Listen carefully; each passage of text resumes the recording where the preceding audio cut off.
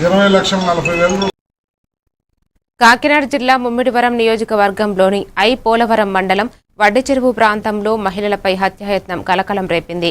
కిరాణా దుకాణం నిర్వహిస్తున్న పేరాబత్తుల మహాలక్ష్మిపై జొన్నాడ శ్రీనివాస్ తేజ కత్తితో దాడి చేయగా తీవ్ర గాయాలతో ఆమెను ఆసుపత్రికి తరలించారు. ఘటన అనంతరం పరారైన నిందితుడిని పోలీసులు అదుపులోకి తీసుకున్నారు. విచారణలో జూదానికి బానిసైన నిందితుడు బాధితురాలి వద్ద నుంచి తీసుకున్న బంగారు గొలుసును తాకట్టు పెట్టి డబ్బులు కోల్పోయినట్లు తెలిసింది. విషయం బయటపడుతుందనే భయంతో హత్యాయత్నానికి పాల్పడ్డారని సిఐ మోహన్ కుమార్ తెలిపారు.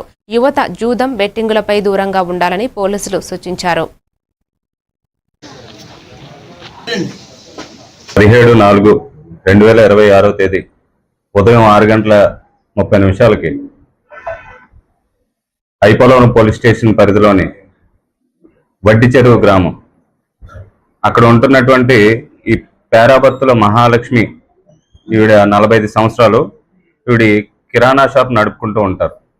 ఈరోజు ఉదయం 6:30 గంటల ప్రాంతంలో యథావిధిగా ఆవిడ కిరాణా షాప్ ఓపెన్ చేసి శుభ్రం చేసుకుంటూ ఉంటుంటే అదే టైంలో అక్కడ వాళ్ళ ఇంటికి దగ్గరలో పరిచయస్తుడైనటువంటి ఈ జొన్నాడ సన్నీ అనే కుర్రోడు అక్కడికి వచ్చి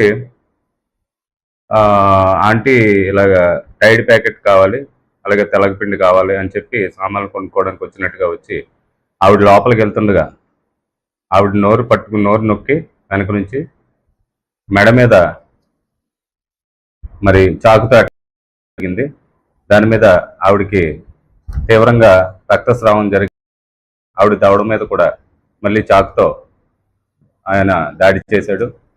అంతటా ఆవిడ గట్టిగా అరవడంతో చుట్టుపక్కల వారు రాగా ఈ వ్యక్తి ఎవరైతే జొన్నాడ సన్ని అన్నది ఉన్నాడో